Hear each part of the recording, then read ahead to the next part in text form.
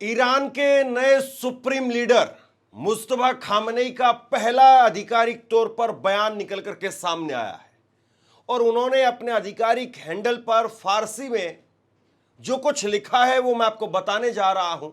और सीधे तौर पर अमेरिका के ऊपर जिस तरीके से यह कहा जा रहा था कि मुस्तफा खामनेई बहुत भारी साबित होंगे, वही होता हुआ नजर आ रहा है।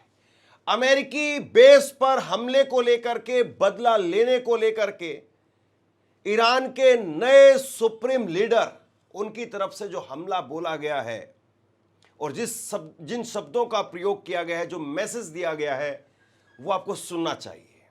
इसके साथ साथ उन्होंने इराक के जो शिया लड़ाके हैं उनके बारे में भी एक बड़ी जानकारी दी है, वो भी साथ आने वाले हैं। यमन के हुती विद्रोहियों को लेकर के भी मुस्तफा खामेनेई की तरफ से तस्वीर साफ कर दी गई है। यानी मुस्तफा खामेनेई जो पहली बार सामने आए हैं और अमेरिका और इजराइल, जाहिर सी बात है, खामेनेई को मारने के बाद में ये सोच रहे होंगे कि अब मुस्तफा खामेनेई सामने नहीं आएंगे, डर होगा उनके मन में, खौफ होगा। लेकिन वो जब सामने आते हैं तो सबसे पहले उन्होंने ये तस्वीर जो साझा की है, इस तस्वीर को आप देखिए। और इस तस्वीर को साझा करते वक्त में उन्होंने अपना नाम लिखा है इसमें, और इसके साथ साथ उनके पूर्व के जो सुप्रीम लीडर थे, उनके पिता थे नहीं, आयतुल्ला अली खामेनेई, उनका नाम इस पर लिखा है। और इसके साथ साथ ईरानी इस्लामिक क्रांति के संस्थापक यानी उनके दादा रोहिल्ला खुमैनी साहब का नाम वो लिखा है। यह तस्वीर मुस्तफा खामेनेई के आधिकारिक टेलीग्राम चैनल पर जारी की गई है और इस तस्वीर में उन्होंने ईरानी सुप्रीम लीडर्स का नाम लिखा है और इसमें एक छोटा सा वाक्य और लिखा है जिसको आप पढ़िए। फारसी भाषा में लिखा है, अल्लाह के नाम से जो बड़ा मेहरबान है और रहम करने वाला है। ये इन्होंने लिखा है कि अल्लाह के नाम से जो बड़ा मेहरबान है और जो रहम करने वाला है। यानी एक तरीके से वो अल्लाह के नाम पर शपथ ले रहे हैं, बता रहे हैं कि वो ईरान के नए सुप्रीम लीडर बन चुके हैं और अब फैसला उनकी कलम से होगा। ये सबसे पहला जो है उनके हैंडल पर ये पोस्ट साझा किया गया और इसके बाद में 4 अलग अलग पोस्ट उनके हैंडल से साझा किए गए हैं। ये एक एक करके आप अपनी स्क्रीन पर देखिए। ये 4 पोस्ट उनके हैंडल से साझा किए गए हैं और इसमें वो क्या कह रहे हैं मैं आपको बता रहा हूं।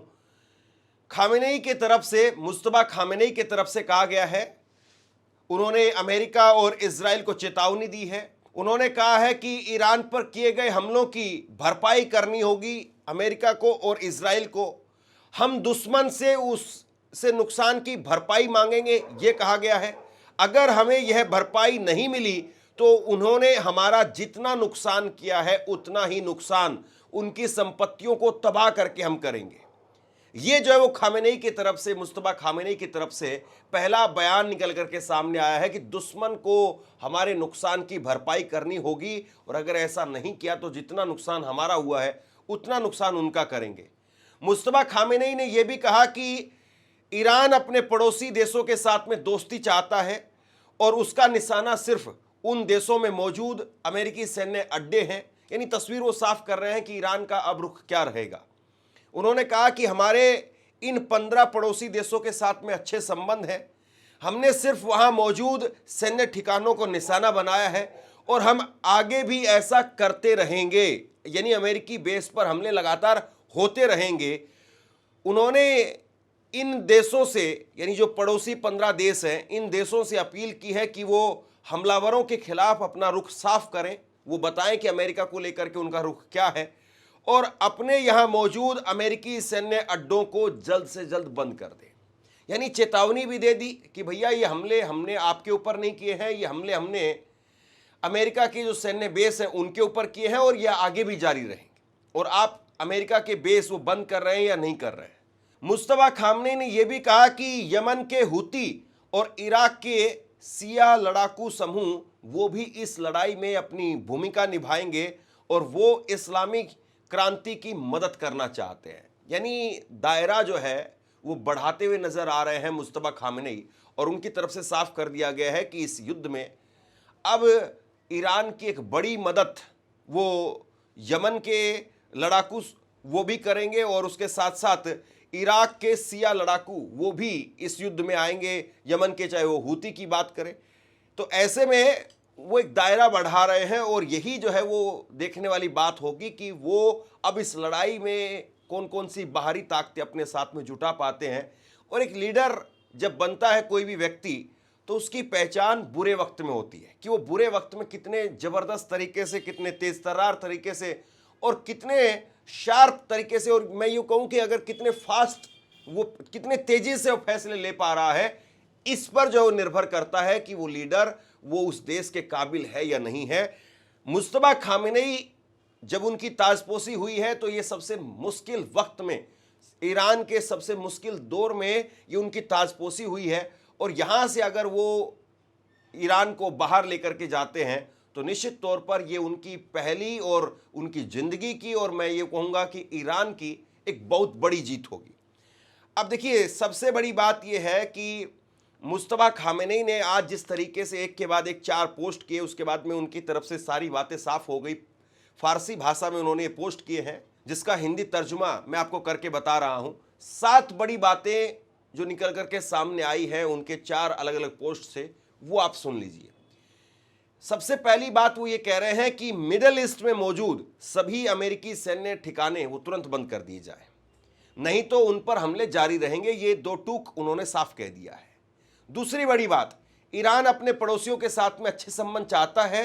इन देशों की जमीन पर मौजूद अमेरिकी सैन्य अड्डे वो निशाने पर हैं, उसमें हम कोई कोताही नहीं करेंगे, उसमें फिर से हमले होंगे। दुश्मनों पर दबाव बनाने के लिए होर्मुज स्ट्रेट फिलहाल बंद रखा जाएगा, यानी होर्मुज स्ट्रेट को किसी प्रकार से खोलने का कोई विचार नहीं है। अमेरिका को कोई दबाव वो काम नहीं करेगा, ये साफ कर दिया गया है। ईरान अपने सभी शहीदों के खून का बदला लेने के लिए लड़ाई जारी रखेगा, चाहे वह सुप्रीम लीडर हो या हमले में मारे गए बच्चे हो। यानी supreme leader ayatollah Ali Khamenei से लेकर के और एक आम ईरानी बच्चे, उसके बदले को भी पूरा किया जाएगा, और उसके बदले के लिए जितना खून बहाया गया है उतना खून बहाया जाएगा। ईरानी सेना का धन्यवाद दिया, और उनके बलिदान ने देश को बाहरी ताकतों के कब्जे और बंटवारे से बचाया है। ये एक लीडर के तौर पर वो अपने आप को एस्टैब्लिश करते हुए नजर आ रहे हैं। शहादत की बात वो कर रहे हैं, और बदला लेने की बात वो कर रहे हैं, फिर अपनी सेना को धन्यवाद वो कर रहे हैं। और इसके बाद में उन्होंने कहा कि युद्ध में प्रभावित लोगों के लिए आर्थिक और अन्य तरह की मदद देने की योजनाएं बनाई जा रही हैं कि कैसे ज़मीन पर लोगों को मदद पहुंचाई जाए, इस बारे में भी उन्होंने कहा। और आगे वो आखिरी में अपने देश को संबोधित करते हुए कह रहे हैं कि देश के लोग मतभेद भुला करके एकजुट रहें और इस मुश्किल दौर का मिल करके सामना करें। यानी बड़ा लीडर वही होता है जो सबको साथ लेकर के चलने की बात करे, वही बात यहाँ पर वो करते हुए दिखाई दे रहे हैं। इसमें कितना कामयाब होंगे ये तो वक्त बताएगा, लेकिन अपने तरफ से उन्होंने 2-3 बातें यहाँ पर बिल्कुल स्पष्ट कर दी है कि बाहरी जो मदद ली जा सकती है वो भी हम लेंगे, और देश के लोगों को साथ में कैसे एकजुट रखा जाए, वहाँ पर किसी प्रकार का कोई विद्रोह ना हो, उस पर भी उन्होंने कॉन्सेंट्रेट किया है। और फिर 2 बड़ी बातें अपने दुश्मन के लिए कही है कि ना तो स्ट्रेट ऑफ होर्मुज को खोलेंगे, जो नुकसान किया है उसकी भरपाई हम करेंगे, आपसे करवाएंगे यानी, और जितना हमारा यहाँ पर आपने खून बहाया है उसका बदला लिया जाएगा। अब कुल मिलाकर के बात यह है कि इस जंग का 13वां दिन खत्म हो रहा है और कल 14वां दिन इस जंग का होगा। डोनाल्ड ट्रंप की तरफ से बार बार कहा गया कि हम इस युद्ध में ईरान का बहुत भयंकर तरीके से नुकसान पहुंचा चुके हैं, अब कुछ बचा नहीं है वहां पर। लेकिन मुस्तफा खामेनेई आज 13 दिनों के बाद में जब वो सामने आए हैं, तो उन्होंने सामने आकर के एक तरीके से न केवल अमेरिका का काम बढ़ा दिया है, इजराइल का काम बढ़ा दिया है, बल्कि साथ साथ कहीं ना कहीं जो है वो एक ईरान के अंदर भी एक नई ताकत, एक नया जोश फूंकने का काम वो भी वो कर रहे हैं। और इस बात में कोई शक नहीं है कि उनके लिए अपने आप को स्थापित करने के साथ साथ जो सबसे बड़ा चैलेंज है वो है ईरान को बचाना।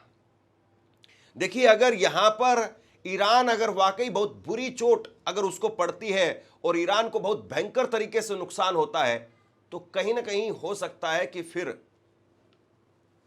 आप ये कह सकते हैं कि मुस्तफा खामेनेई उनका चैप्टर भी दी एंड हो सकता है। बहुत हद तक संभव है ये, क्योंकि हो सकता है कि फिर अमेरिका अगर ईरान पर इस तरीके से हावी हो जाए तो फिर उसके बाद में बहुत हद तक संभव ये है कि वो मुस्तफा खामेनेई को मार दे। ये बहुत हद तक संभव है, या फिर मुस्तफा खामेनेई उनको देश छोड़ करके भागना पड़े। हालांकि इसमें सबसे बड़ी जो चीज है वो ये है कि ईरान छोटा मुल्क नहीं है, ईरान वेनेजुएला नहीं है, ईरान इराक भी नहीं है, ईरान ईरान है। और ईरान को जो कमतर करके आंकने की कोशिश अमेरिका की तरफ से अब तक की गई, वो उसके ऊपर उल्टी ही पड़ी है। अब ऐसे में सबसे बड़ा सवाल ये है कि जिस तरीके से अयातुल्ला अली खामेनेई के बाद में बागडोर वो मुस्तफा खामेनेई के हाथों में गई है, और मुस्तफा खामेनेई वो साफ तौर पर मैसेज दे रहे हैं कि भाई 1 इंच भी कहीं पर भी कॉम्प्रोमाइज नहीं करेंगे, सबको साथ में लेकर के चलेंगे। बड़प्पन भी दिखा रहे हैं और दृढ़ता वो भी दिखा रहे हैं, दोनों चीजें, यानी स्टैंड भी करेंगे और ठोकेंगे भी, दोनों बातें। अब देखिए, उनके सामने चुनौती इस बात की है कि वो सबसे पहले इस वक्त में जो आइलैंड के ऊपर अमेरिका की नज़रें पूरी तरह से गड़ चुकी हैं, यानी खार्ग आइलैंड, उसको कैसे वो बचाएंगे। सबसे पहले तो उनके पास में टास्क यही है, मुस्तफा खामेनेई के पास में। और दूसरी बात यह है कि इस वक्त में हिजबुल्लाह के साथ में ईरान का बहुत बढ़िया और बहुत ज़बरदस्त एक तरीके से आप ये कह सकते हैं कॉम्बिनेशन बना हुआ है। और इसके साथ साथ अगर वो वाकई यमन के हुती विद्रोहियों को उतनी ही ताकत के साथ में जैसे हिजबुल्लाह इस वक्त में मार कर रहा है, इराक के सिया लड़ाकों को अगर वो उसी पावर के साथ में लेकर के आ गए, तो फिर उसके बाद में आप ये कह सकते हैं कि इस लड़ाई में तस्वीर बदलते वक्त में देर नहीं लगेगी। और दूसरी बड़ी बात यह है कि वो टेक्निकली इस बात को भी समझ रहे हैं कि स्ट्रेट ऑफ हुर्मुज को किसी भी कीमत पर अगर वहां पर कब्जा हो गया या वहां पर व्यापार शुरू हो गया, तो फिर ये युद्ध बहुत लंबा चला जाएगा। क्योंकि अगर स्ट्रेट ऑफ हुर्मुज पर कब्जा रहा, स्ट्रेट ऑफ हुर्मुज अगर उसको किसी तरीके से रोक करके रखा गया, तो पूरी दुनिया मजबूर हो जाएगी डोनाल्ड ट्रंप को झुकाने के लिए। पूरी दुनिया उसकी सांस, एक तरीके से आप ये कहिए कि उस पर पैर रख दिया है। पूरी दुनिया की पूंछ पर ईरान ने इस वक्त में पैर रख दिया है। और ऐसे में ईरान की ताकत तो है ही, और उसके साथ साथ जो बाहरी प्रेशर है जो अमेरिका के ऊपर इस वक्त में पड़ रहा है कि आपकी वजह से पूरी दुनिया झेल रही है। आप ना जबरदस्ती जा करके ईरान के ऊपर हमला करते, ना खामेनेई को मारते, तो ना ये दिन आते। ये बातें जो निकल करके सामने आ रही है। और ऐसे में ईरान की जो पहले से तैयारी बताई जा रही है कि 1 महीने तक भी या उसके आगे भी स्ट्रेट ऑफ हुर्मुज को बंद रख सकते हैं।